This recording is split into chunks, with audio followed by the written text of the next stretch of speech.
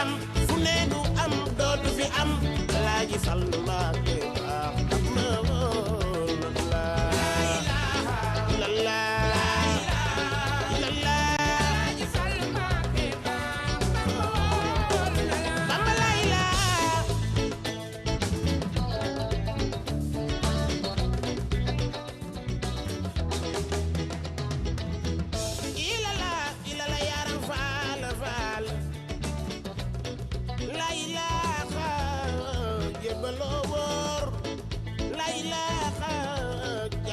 Cheikh Rafal Sëriñ Tuuba Mbàkke yaay borom nit ëllëg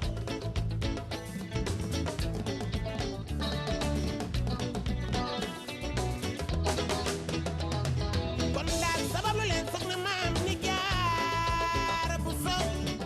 kooko nu may lu tax na sam daara yi Mbàkke murid déglu leen noo tey laay way daam jëlooti way Cheikh Ibra Fall mi baali daara Mbàkke su ma sañoon sama waxtaan bi su Tuuba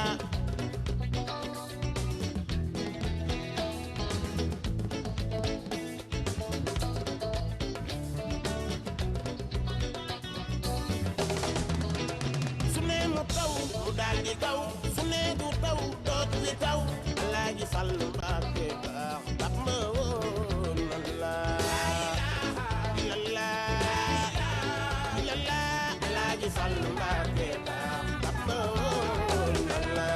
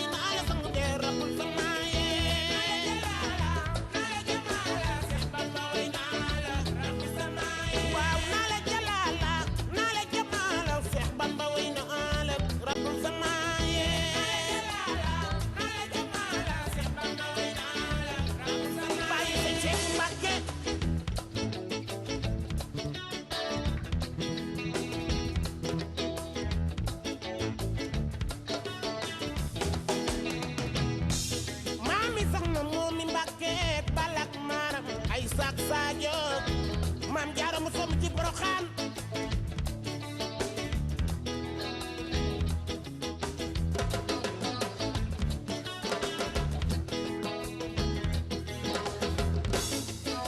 Maam Bamba demoon géej bato bay daw der ba topp ca dem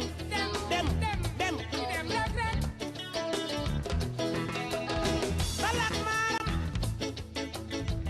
bàyyi fañ seebu Mbàkke sama sëriñ beek balak maaram ay saak Sadio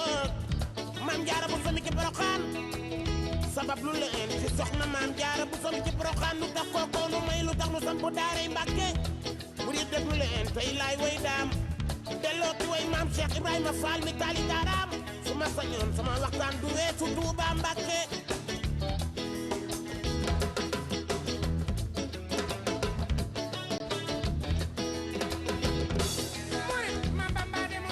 bato bay daw leer ga topp ca dem leer ga topp ca dem. Vous êtes en direct dans votre émission 12-14 comme vidéo du jour suñu mbokk moomu Doudou Ndiaye Mbengue ci vidéo bu am solo boobu nga xamante ni tube la sax bi nga xamante ni génne woon na ko ci année 90 yi boo ko xoolee rek na la ca laalaa bi maa ngi gis léegi Paasan ak xaritam Tom et Jerry dinañu wax après ci Tom et Jerry bi ci kanam tuuti alors ñu ciy commenté ñu ngi koy daal di jaajëf temps yi nag mu ngi def l'actualité moom aussi Doudou Ndiaye Mbengue ak son président de la République di Macky Sall diggante bi nag war naa mën a gën a ratax ndaxte Doudou Ndiaye Mbengue moom ak Macky Sall c'était bien avant lii am di am maanaam bien avant qu'il accède au pouvoir donc diggante boobu mën naa rafet ñu ngi leen di nuyu amis téléspectateurs di kontaan lool di jàkkaarloo génn saa su ne ci suñu émission 12-14-12 lundi ba jeudi 12h ba 14h tey nag di quatrième et dernier numéro de la semaine ñu nar ci ànd ak ñi nga xamante ne rek ñoom ñooy Assane Seck actualité Kader ak famille am nag tey deux invités Momar Ndao Ascosen dina ñëw ñu waxtaan ci li nga xamante ne rek moom mooy contrat d'affermage bi nga xamante ne daan nañ koy jox Suez ki nga xamante ni tamit moom mooy Modou Fall nekk président dëgg moo wóor ñu waxtaan ci internet ak jafe-jafe yi nga xamante ne mu ngi koy am ci suñu famille sénégalaise yi loolu nag ci entre première ak deuxième partie bi la ci kanam tuuti nañu am suñuy artiste ak yeneen i rubricard li ñuy def nag moom mooy daal di nuyu Assane Seck mi nekk di xool téléphone bi noo def waaw di xool bismillahi rahmaani rahim di xool li xew si réew mi kay am solo comme c'est instantané dara day xew bala ngay nooy sax beneen xew nuyu naa la bu baax fay naa la nuyu équipe technique bi yëpp ñuy seetaan ñuy téléspectateurs yi ñuy Abdou Khader mi ak monsieur Fall mi nga xamante ni il est toujours disponible même pas ici rek mais ñu ngi koy suivre ci yeneen médias yi aussi te mu nekk koo xamante ni expertise am baax na ci surtout contexte bi ñu toll ñu di ko déglu naka noonu sunu président bi sunu papa bi di monsieur Ndao Momar nga xam ne que moom yàgg nañ ko xam yàgg na lool wante dafa nekk ku ñuy topp tamit koo xamante ni expertise am aussi dañ ciy bàyyi xel bu baax a baax monsieur Ndao nuyu nañ la monsieur Fall nuyu nañ la di wax Sénégal yàlla na yàlla saxal fi jàmm dinañu réeroo dinañu xëccoo dinañu ñàkk déggoo léeg-léeg mais ñun ñëpp benn lañu dañoo bokk nag Sénégal ñoo far yàlla na yàlla saxal jàmm Sénégal alors Tom comment tu vas Tom ak Jerry yow yaay Jerry Tom noo def xam naa daal Tom et Jerry bi léegi mi ngi bëgg a commencé jël ampleur quoi. oui c'est ça vraiment mais bon sant yàlla lépp rek ci cadre liggéey bi la xam naa Tom et Jerry bële beneen la mais Tom et Jerry bi aussi beneen affaire la mais li ci gën a doy waar mooy bi ngay àtte waaw ñun ñëpp nañ leen fixe non mais grawul comprendre rek xam ba ca quoi xam ba ca amul benn problème vraiment aussi muy ku baax paasat ñu koy nuyu bu baax ba di kontaan ci moom mais aussi Momar Ndao président Ascosen ak ki nga xam ne moom moo di Modou Fall président dëgg moo wóor mu mel tey ay invité yu mag lañ am kenn ku ci nekk ci ñoom tamit am kóllëre ak kër gi parce que tamit nit bu la nangulee dara ba jël li nga xam ne moo di sa organe def ko muy yëfa vraiment saay boo toogee da nga ko naan jërëjëf tout à fait jërëjëf ci gëm gi jërëjëf ci disponibilité jërëjëf tamit ci saay soo xam ne soxla nañ leen rek ñu ñëw ak it conseils yi xew ci ginnaaw parce que vraiment loolu du lu ndaw moo tax fi pas Assane commencé nekk lu rëy mais dañ koy firndeel ni vraiment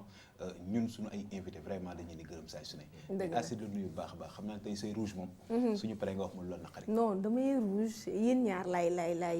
dànkaafu d'accord Tom ak Jerry lay dànkaafu alors ñu nuyu Modou Fall Modou noo def waaw ñu ngi fi soxna Aïssatou ñu ngi leen di nuyu aussi vraiment ñi ñu bokkal plateau bi Kader effectivement Pa Assane aussi di ko suivre intervention yu pertinente yi muy def à chaque fois parce que ay éléments am dañ koy découper bu baax di ko jàllale à travers internet di nuyu aussi le doyen Momar Ndao Ascosen ci liggéey bi muy def ci wàllu consommateurs yi di nuyu aussi ñuy suivre à travers la chaîne RDV mu nekkul am solo alors ñu nuyu le président de l'association des consommateurs du Sénégal di Momar Ndao Momar nu ñu lay nuyu maa ngi lay fay di nuyu ñiy seetaan ci biir réew mi ak bitim réew yëpp di nuyu Pa Assane di nuyu Kader di nuyu Modou Fall nit ñu baax lañ rek ndax ku baax rek mooy gis ku baax te loolu lu rafet la maa ngi suivre émission bi di gis li ngeen ciy def yu rafet daal vraiment di leen ñaanal ngeen continuer avec beaucoup de succès ndax li ngeen def lu am solo la parce que faram fàccee information tas ko invité ñoo xam ne dinañ ci mën a wax dara loo xam ne dina jëriñ lu am solo la. D'accord lu am solo alors dañuy débuter actualité bi 3 points yu ñu nar a waxtaan benn bi moom mooy Macky Sall qui doit aller à Touba tey il y a beaucoup de leaders politiques yi nga xamante ni tey moom dafa mel ni danañ tase foofu ca Touba mais li nga xamante ne moom nga bëgg a wax rek moom mooy salaire yi nga xamante ne Macky Sall daal nay joxe dogal pour que bépp fonctionnaire ñu daal di koy fay tey jii nii ngir mu gën mën a dem ci màggalu Touba boobu naka nga gisee boobu décision. waaw ci dem Touba bi déjà tradition la. lu normal la. bu fa président demee war fa dajeeg waa parti démocratique sénégalais ak yeneen leader tant mieux loolu lu baax la te kilifa diine yi ak këru diine yi loolu lañ leen di doyee maanaam dajale.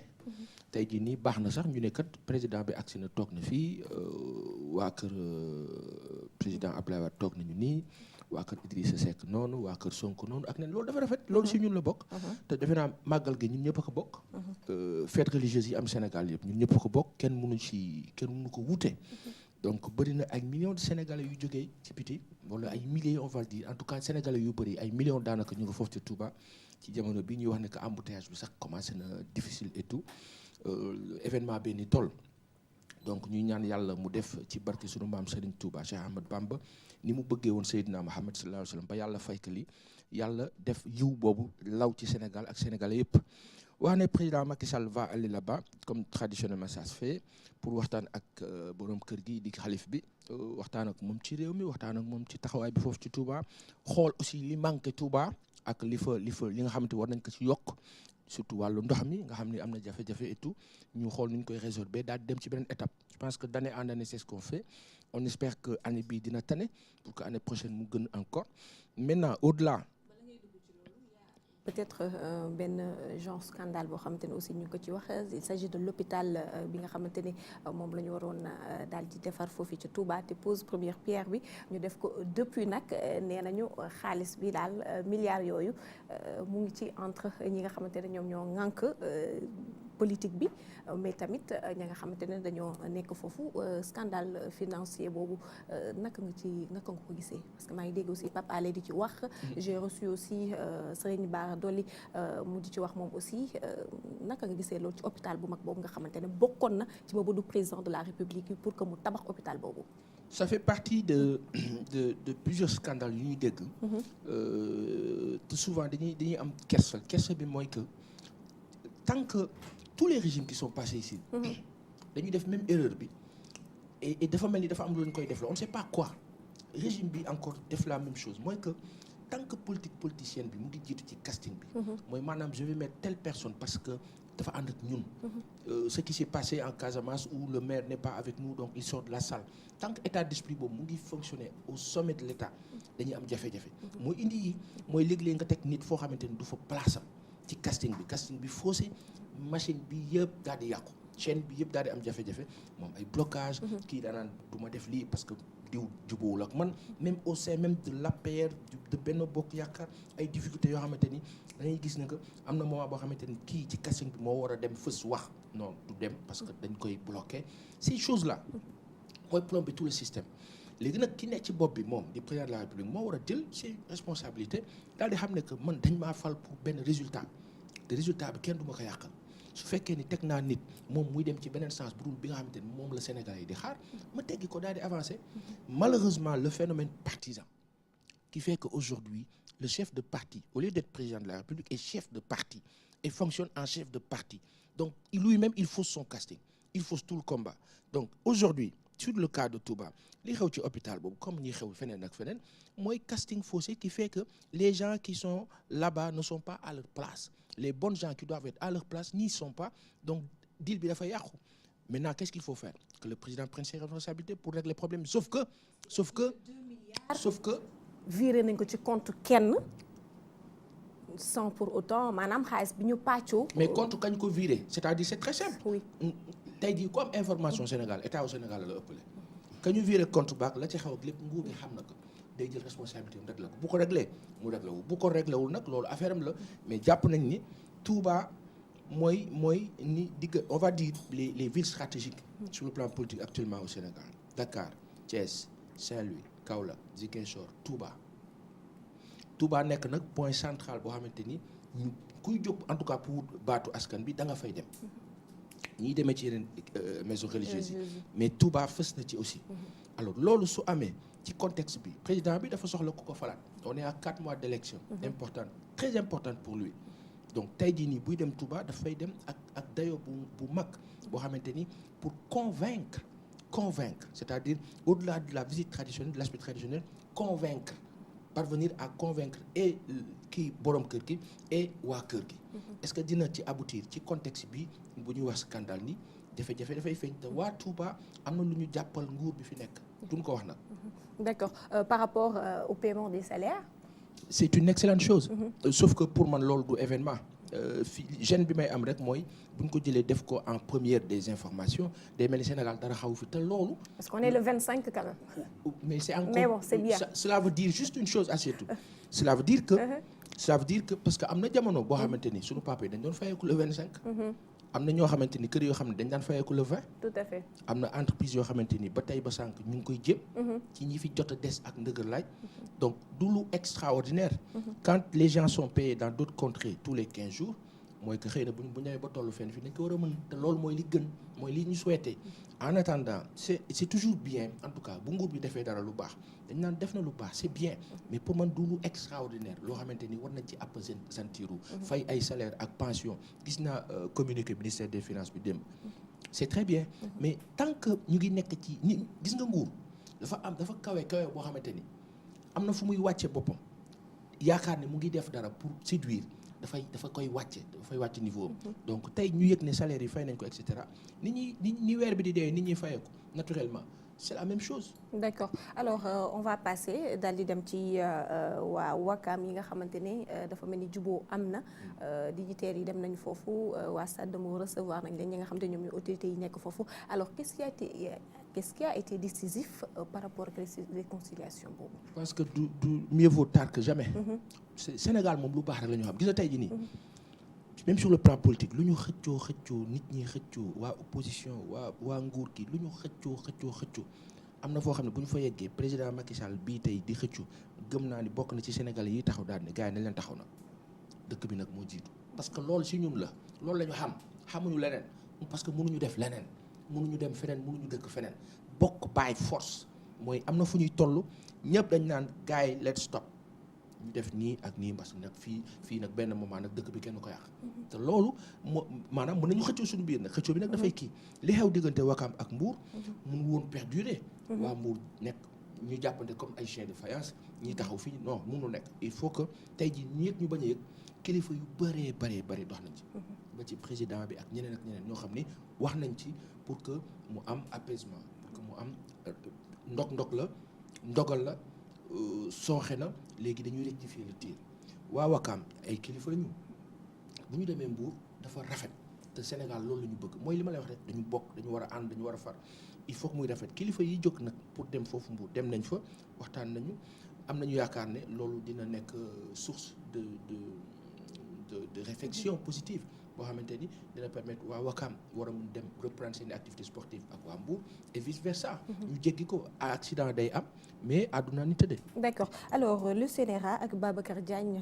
daal nañu àddu ci attaques yi nga xamante ne moom moo jëm ci confrérie yi nga xamante ne dañ ko seetlu temps yi yëpp alors quelque part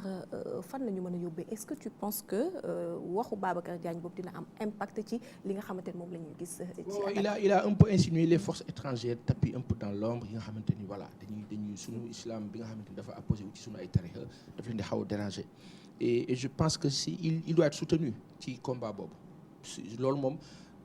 bokk nañ ci ñi am yaakaar ne que c'est important ñu protéger loolu si ñun la bokk tey jii nii bu dëkk bi taxasoon mar day tali ba am fu mu toll kilifa diine yi la ñuy dem wax ak ñoom donc tey ñooñu ñooy suñu sécurité bis bu ñu leen nasaxalee bis bu ñu sàgganee ba amatu ba seen mythe disparaître rek dañuy am jafe-jafe li si nekk nag mooy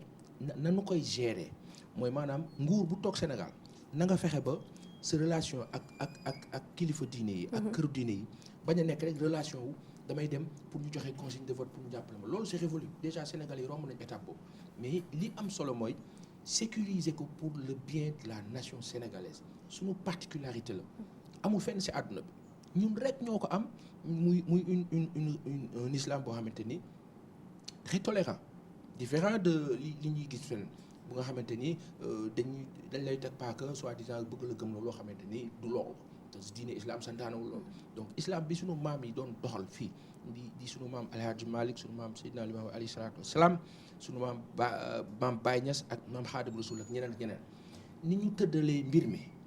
taxawaay bi ñu si am loolu lu war a perdurer te dara waru ko yàq. donc le ki nga xamante ni moo jiite CNRA di monsieur Diagne Babacar ku ñu ràññee la ci wàllu tact c'est quelqu'un de très intelligent macha allah suñu pape boobu taxawaayam foofu baax na. On va daal di jàll merci beaucoup Pa Assane daal di jàll peut-être fi nga daanalee foofu lay sax interpeller ñi nga xamante ne ñoom ñooy suñu mbokk bi wala sax peut-être xëy na ñu dugg ci concernant net bi ak impact bi nga xamante ne am na ko ci famille yi donc dañuy daal di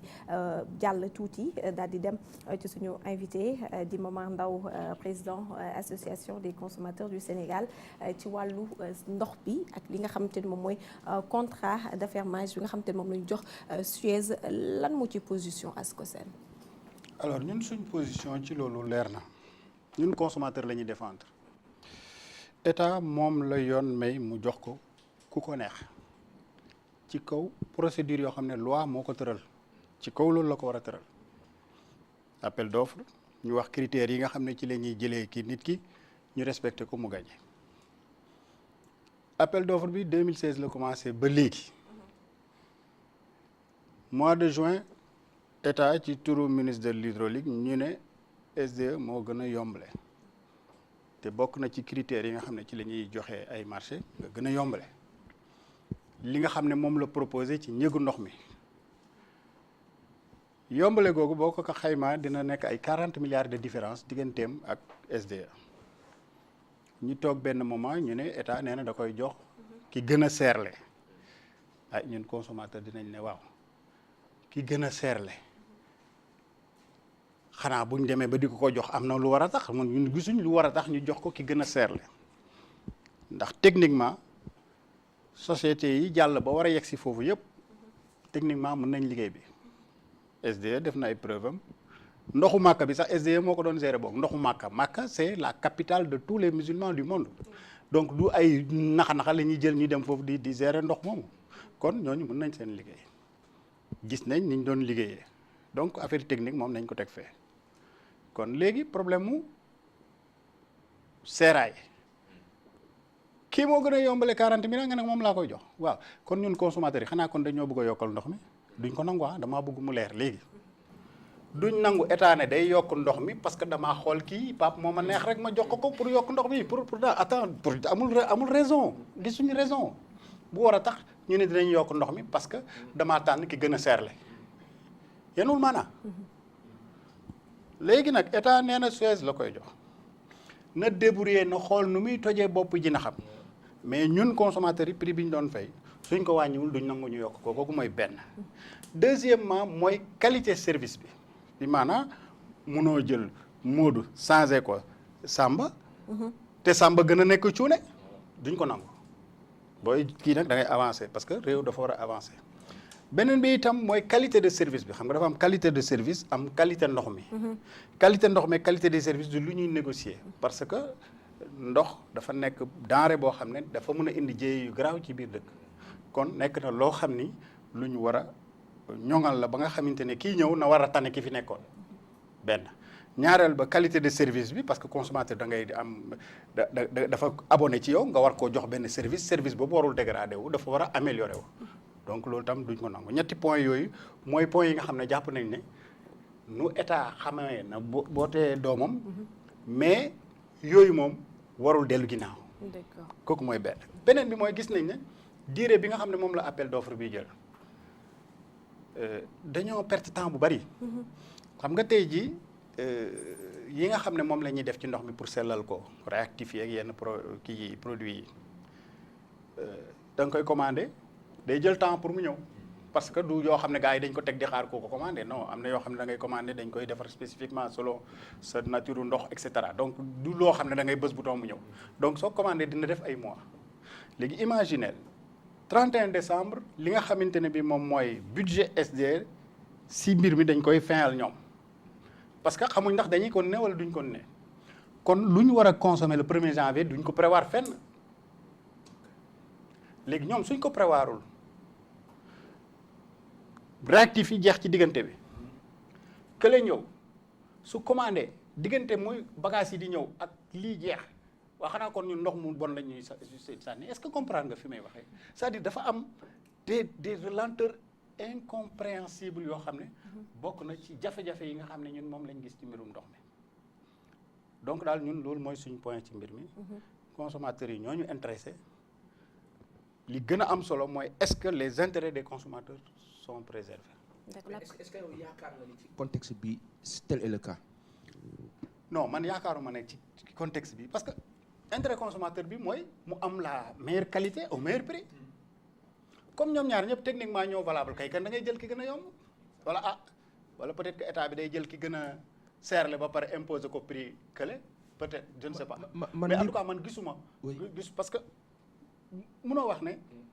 ki nga xam ne yaa ngi koy jël da nga koy jël sur la base de ndox moo xam ne moom la war a mun a engagé wu ne moom lay jaayee le prix moyen du mètre cube. prix moyen parce que prix boobu bokkul ak prix bi ñuy jaayee consommateur bi parce que consommateur bi am na sax yoo xam ne day dem ba ay 600 ça dépend ci li nga xam ne moom la ñuy wax tranche ban nga nekk kon prix moyen boobu mooy déterminer rentabilité secteur bi par rapport à l'État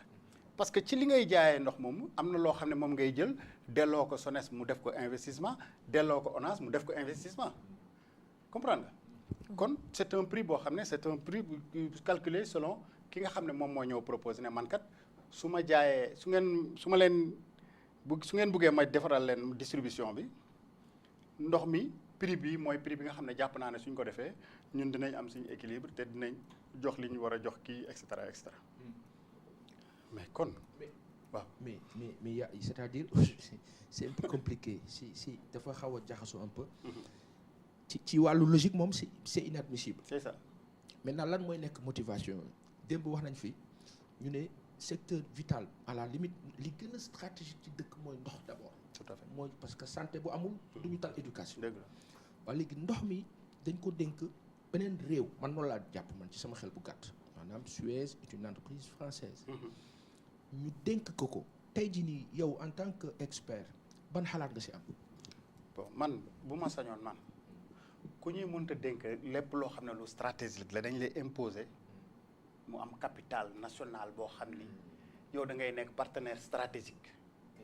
xam nga tey ji SDE capital bi je pense su ma juumulee y a 42% de Sénégalais donc partenaire stratégique bi c'est un étranger mais boo xoolee même la présidence du conseil d'administration ay Sénégal et cetera donc c'est extrêmement important que yenn secteur stratégique yi ñu bañ ko jël jox ko koo xam ne ëllëg ak si biir parce que je donne un exemple tey jii Suez yenn travaux yu bari ci yiy def production ndox ay filiales am ñoo ko gagné di ko doxal su fekkee boole ci mooy yore tam ndox mi affaire bi day jaxasoo parce que tey dama lay bëgg a expliquer dara boo xoolee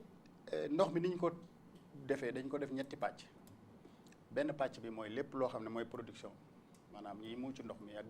gas forage yi benn pàcc bi mooy ñi nga xam ne ñoom la ñu wax ne yow yaa koy jël yow lañ sant yaay suñ jaaykat ak suñ entretien kat ak ki nga xam ne ndox moomu génn ba pare ba yàqu moom la ñu wax ne yaa ko war a fexe ba sellal ko ñu doog ko delloowaat ci nature bi maanaam delloo ko géej wala fenn muy ONAS bu fekkee SONES mi nga xam ne mooy état moom moo war a jox ki nga xam ne mooy distribuer moo xam SDE wala Suez te joxu ko ndox yow da ngay ñaq ay ndox pour jox ko nit ñi mënoo ko sa contrat du loolu donc su fekkee rëq-rëq am na ci distribution bi ci parce que état moo produirul lu doy loolu photo état la du photo SDE su dee état produire na lu doy jox ko SDE deful liggéeyam loolu photom la mais am na loo xam ne mooy ay sanctions yoo xam ne contrat bi prévoir na ko ne ki nga xam ne moom lañ dénk ndox mi su fekkee ni mu ko waroon a doxalee wu ni ko ñu sanctionné ko. D'accord mais aujourd'hui ngeen fexe rencontré yi nga xam ne mooy le ministre de l'hydraulique depuis boobu léegi parce que yàggul dégg nañ fi Baba Aïdara mu am benn wax bu mu fi waxoon ci ndox yi nga xam ne si dañ koy jëlee ci foos yi di ko defaraat di ko jox nit ñi dégguñu leen ci kay loolu waaw peut-être même fekkee dégg nañ leen ci pas ak cette fois-ci engagement bi dafa des parce que tamit li fi jëlee ñii nekkul nit ci loolu la jógee non xam nga déedéet dama bëgg nga comprendre loo xam ne lu simple la bon d'abord affaire yi dégguñu xam nga tey yaa ma invité oo ma la ne invité ma kon soo woowee ma bëggee dégg rek di nga ma dégg ndax saa yoo ma invité su ma amee possibilité damay ñëw immédiatement sauf bu ma amulee kii donc affaire yi dégg ak ñàkk a dégg défendrul ci ñun deuxièmement li nga xam ne moom moo am ci mbiru appel d'offre bii ministre de l'hydraulique ci boppam moom moo ne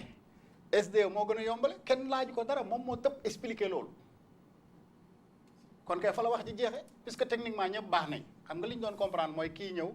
musul liggéey dara ñu ne dañuy tabax benn étage kii musul tabax sax néegi ñax ñëw ne nii laa koy tabaxee ki nga xam ne tabax na 10 étages ñëw taxaw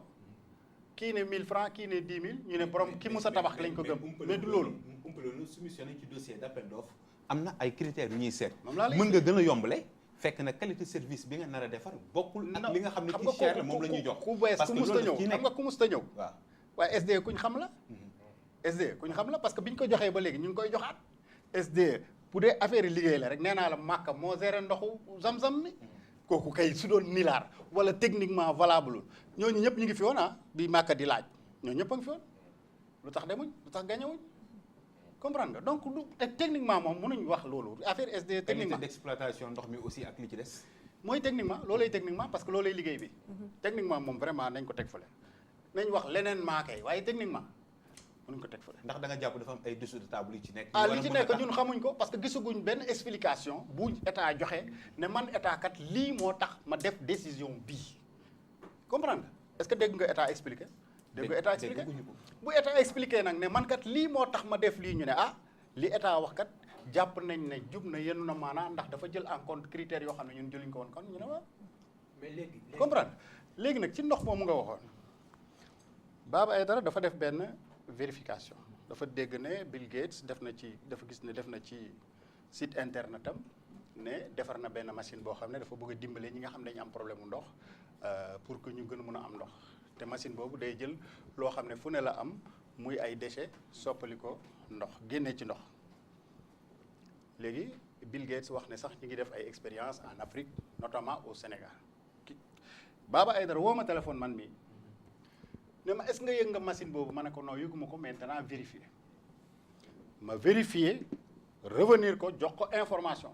ne ko man lii laa am comme information. mën nga ñu wax ban information nga am. bi ma am comme information mooy am na benn machine bu fi nekk boo xam ne c'est une machine bu de test boo xam ne dafay jël li nga xam ne moom la ñuy wax les boues de vidange maanaam ndoxu fosse yi su ko évaporer dina ci mën a génne ndox dina ci mën a génne vapeur dina ci mën a génne itam ay cendres yoo xam ne dinañ ko mën a utiliser pour engrais agriculture ma xam ne loolu techniquement man tam ma vérifier samay vérification gis techniquement processus bi yëpp nañ ko defee ci gàttal ni ma la ko mën a expliquer processus parce que loolu tam c'est bon nit ñi xam ko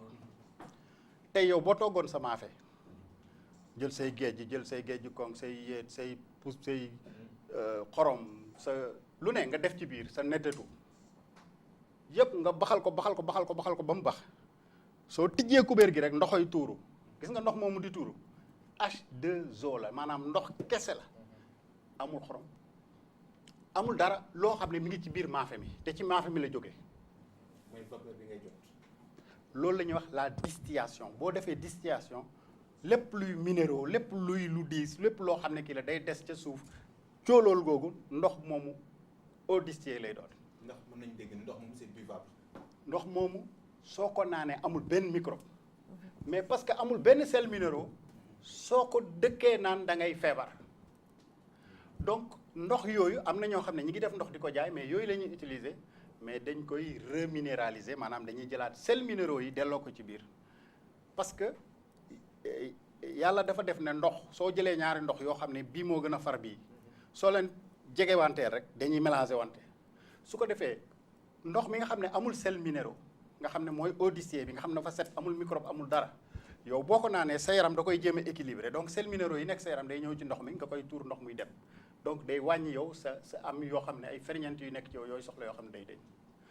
loolu moo tax ndox la moo xam ne soo ko defaroon ba pare pour nit ñi di ko naan da nga koy reminéraliser avant nga koy jox nit ñi aujourd'hui doo demee ci supermarché yi am na ndox yoo xam ne loolu lañ ko defaree maanaam dañoo reminéraliser ndox mi parce que ndox la yoo xam ne soit dañ ko obtenir par osmose inversée maanaam microfiltration maanaam dañ koy filtrer ba lépp luy sel minéraux sax du ci ànd su ko defee pour que nit ki mun ko naan quand même il faut que mu am ay sels minéraux ay magnésium ay calcium et cetera donc ndox la moo xam ne mun nga ko naan du la wàññi dara mais doo ko dëkkee naan looloo tax Bill Gates wane ne naan naa ko maanaam ndox mu amul microbe la. mais c'est très important. est-ce que loolu lépp tamit nekkul di préparer quelque chose parce que bu ñu gisee ni fi mu toll nii. adduna bi dañuy wax ni des na tuuti fii ak 2025 2050 2 sur 3 ci adduna bi dina ñëw dund si en Afrique te ñu gis ni fi mu toll nii li nga xam ne moom moo di ndox mi dafay gën di manqué ndax tamit amul ay possibilités ñu mën a commencer seet état bi ci boppam seet ni moom kat dafa war a jël les devants tey dina metti mais ñu ànd ak kii mën nañu amal njëriñ parce que yàggul dara ñi ngi wax ne ci géej gi dañ fiy jëlee ndox Sénégal yëpp yëkkati ay wax. non moom lay expliquer xam nga ndox miy jógee ci géej gi dañ koy def microfiltration nanofiltration su génnee il faut nga reminéraliser waat ko sinon kenn du ko mun a naan day mel ni comme ndox moomu jógee ci li nga xamante ne bii moom la ñuy wax eau distillée comprendre ndax da koy segg ba day dindi xam nga xorom su seey ba pare seey nga am tame boo ko filtré ba tee xorom si xam nga tame boobu sew na kon ay molécule d'eau rek lay bàyyi mu génn te loolu du loo xam ne nit mun na ko naan il faut nga dolliwaat ci minéraux yi nga xam ne c'est les minéraux essentiels yi tax nit ki mun ko naan te du ko wàññi dara kon ça veut dire que pexe ñi ngi koy def ci réew yëpp pour xool nan lañ mën a améliorer boo demee Arabie Saoudite usines yu bari dañuy def donc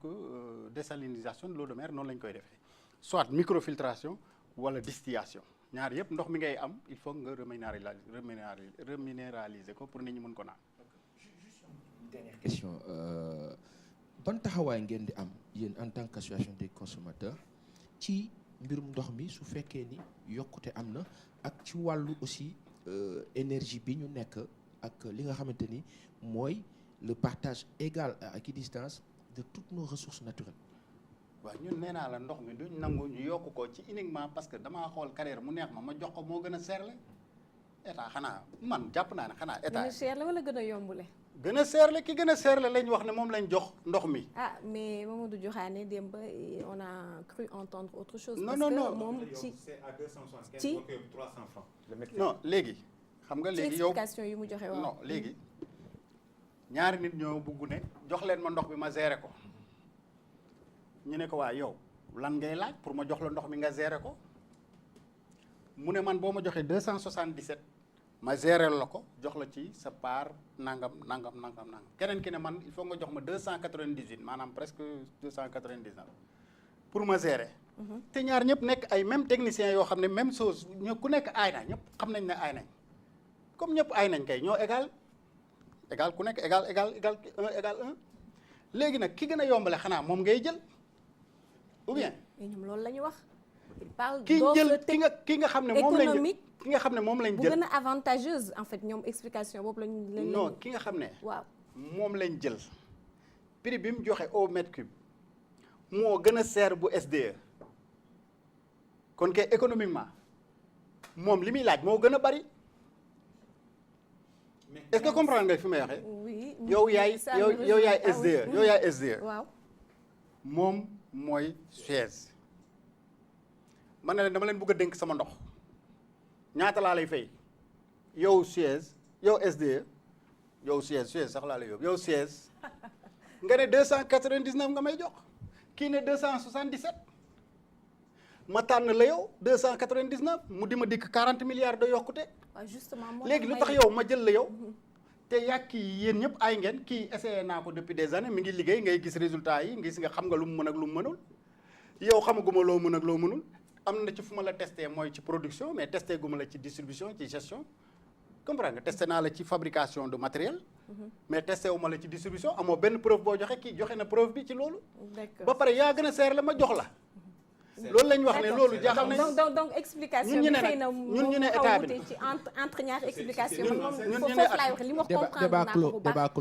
comprendre naa ko bu baax mais li ma bëgg a wax moom mooy par rapport ak ki nga xamante ne moom moo yor administration eau potable et autres te ministère ba buñ nax nit ñi la mu wax moom mooy offre bi moom moo gën a économique sur le plan non moom laa lay wax c'est peut-être xam nga waa ji day wax ne man lii laay fayeeku pour jaayal la ndox mi d'accord comprendre j'ai compris kii ne lii laay fayeeku kii ne lii laay fayeeku waaw lim lay laaj yow état su jaayee ndox bi lim lay laaj yow état 299 la. d'accord.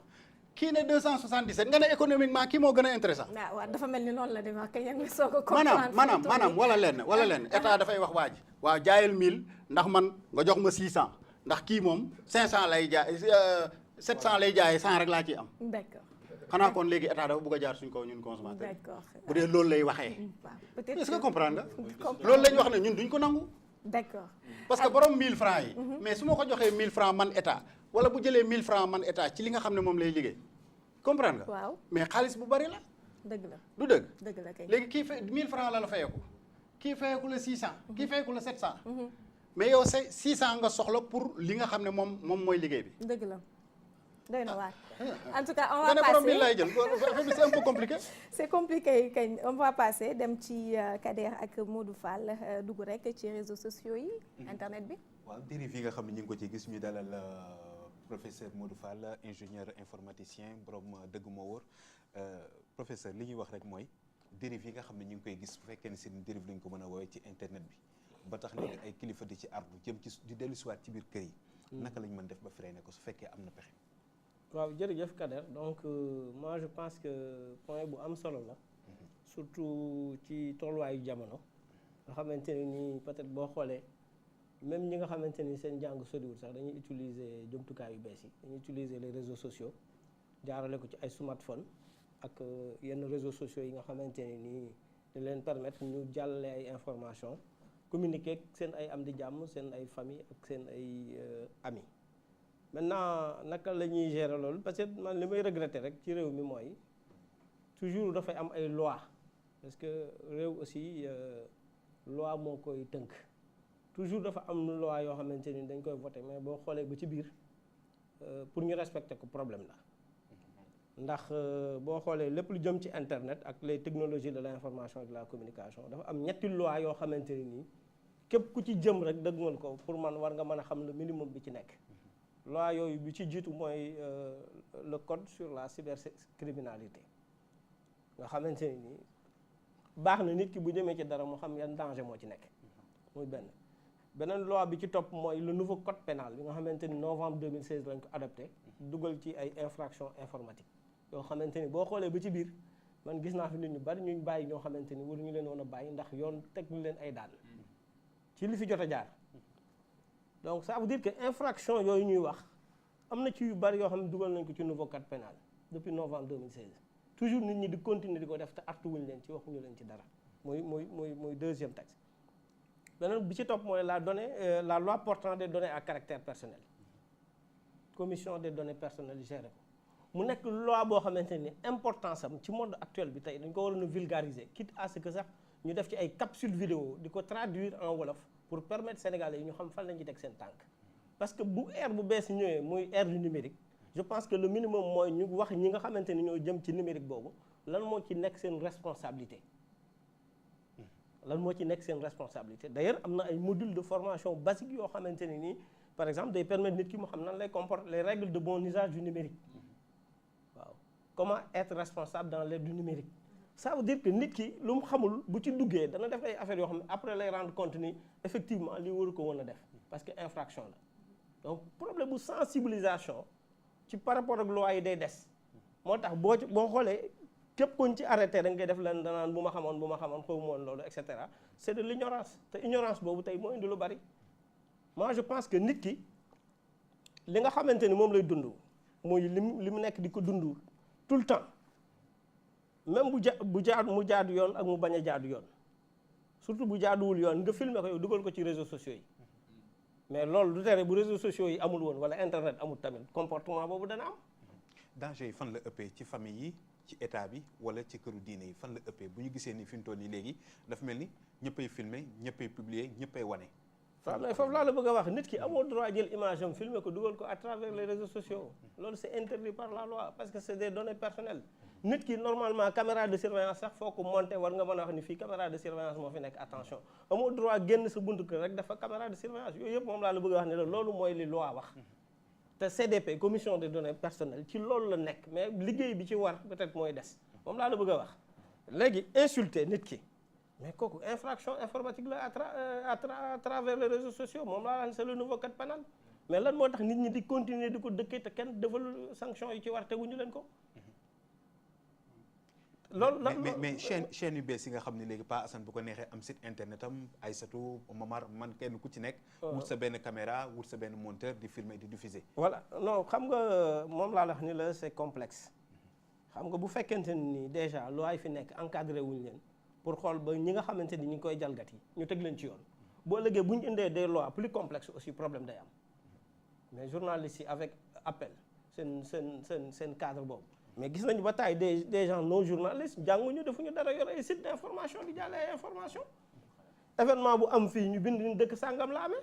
ça veut dire que y a un problème boobu nag naka lañ ko mën a régler man wax naa ni pour ñu régler ko il faut ñu encadrer tout ce qui est technologie de l'information le numérique de façon générale au Sénégal te pour ñu mën ko encadrer au Sénégal damay expliquer il faut mu am ay garde-fou il faut mu am régulation ci flux bi nga xam ne mooy circuler mais bu amul régulation ci flux bi circulé par exemple ñëw ci benn site def benn commentaire insulté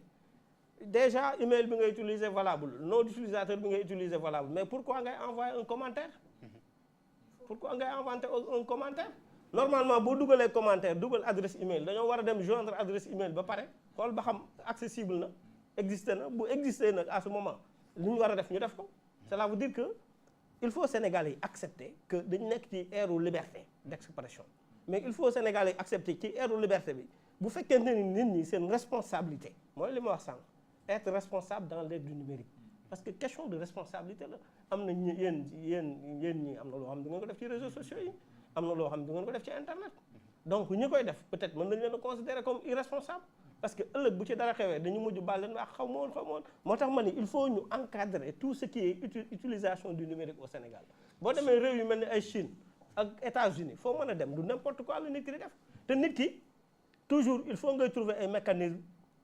pour identifier ko mais man bokk naa ci ñi fi njëkk a wax ni les puces là ni ñu koy jaayee fii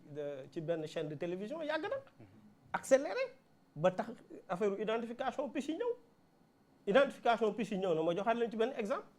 ñu jël ay données personnelles yu nit ñi di leen jox seen ay numéro carte d'identité directement nga mën a jël numéro carte d'identité kenn jënd benn puce parce que da ngay saisir numéro bi rek def prénom nom ñu jox la benn puce nga woote saaga wax lu la neex jël puce bi sànni jëlaat beneen numéro ci base de données bi ça veut dire que dafa am numérique bi lu bari loo xamante ni nii war nañ ko mettre en place déjà pour aar askan wi. monsieur Fall moo ci jiitu askan wi aussi ñu xool ba xam ñoom aussi à leur niveau naka la ñuy fexe ba bu dara amee tàggatu gi ci war nga xamante ni nii mooy xam le minimum balaa ñu ci dugg bala ngay soobu ci dara da ngaa war a xam les tenants et les aboutissants nga xam loolu boo ko xamee comme ça di nga xam fan ngay teg sa tànk fan ngay tegu sa tànk waaye bu ñu demee ba teg la di nga ngay obligé di jooy naan baal leen ma ak sëriñ bi di intervenir diw di intervenir diw di intervenir aussi loolu day déstabiliser. man dama am benn question bu ma intéressé lool. C'est l'article 27 dont on parle du code des communications électroniques. leeral ñu foofu tuuti. waaw non xam nga article 27 man d'accord naa ci ñu introduire ko moom laa la bëgg a wax parce que loi yi ñu proposé xam nga wax naa la fi ñetti loi texte loi yi ñu proposé dafa am ay limites en termes de communication électronique même bu doonee ci code bu bees bi code pénal la am na ay infractions informatiques liées à communication électronique mais boo demee ba lire texte yi di nga xam ni am na problème yoo xamante ni résoudre ko ñu bëgg koo résoudre nag ci article 27 boobu de telle sorte que bu fekkente ni nii benn site web am na information yu ñu fa jàllale yoo xamante ni diffamation la ñu mën a tëj site bi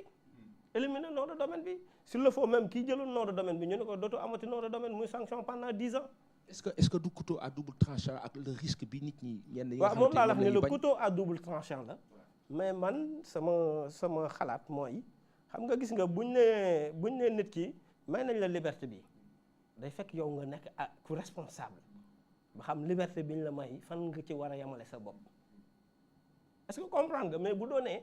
nit ki xamul liberté biñ ko may fan la ci war a yemale sa bopp mais da ngay indi yeneen garde-fou moom laa la wax moi je suis pour que article 27 boobu ñu modifier ko de telle sorte que képp ku def ay dérives du point de vue contenu loo xamante ne nii waroo ko woon a publier parce que amoo ci benn du fait du dara c'est pas une information fiable dafoo benn gëstu nga publier ko. mais am na ñu ne c'est réducteur aussi par rapport à l'internet ouvert. xam nga réducteur non c'est important xam nga réducteur xam nga boo demee Chine am na contenu yu bari yoo xamante ne nii doo fa ñu am accès non c'est important parce que nit dafa war a sàmm lim moom muy benn. Deuxièmement réducteur boobu boo xoolee ñu koy wax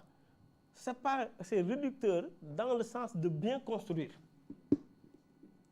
mais gars yi bañ nañ loolu de. waaw non moom laa lay wax mën nañ koo bañ mais même buñ ko bañee aussi peut-être contexte bee tax ñu bañ ko rek mais on ne peut pas tout le temps accepter que nit ki di saaga ñuy saaga ak di dugal des contenus yoo xamante ni diffamation la sur internet ki ko def ñu koy bàyyi muy continuer ci condition. mais c'est-à-dire le risque mooy tey jii nii. ñu jël opérateur X ou Y mu xool banque de données fële contrôler ko arrêter parce que soi-disant loolu dañ ko taxé d'insulte ou pas alors que mën na ko bañ a nekk aussi. non bon de toute façon du point de vue de la loi du point de vue juridique c'est une bonne question mais du point de vue de la loi c'est important du point de vue de la loi boo lire texte bi dañu lay jox ay définition acte boobu posé rek dañ naan nag lan mooy c'est quoi la communication électronique c'est quoi données personnelles c'est-à-dire dañu lay jox assez d'éléments pour définir concept yi de telle sorte que confusion du mën a am à ce niveau moom laa la bëgg a wax. D'accord. Alors on va bloquer, on va s'arrêter là.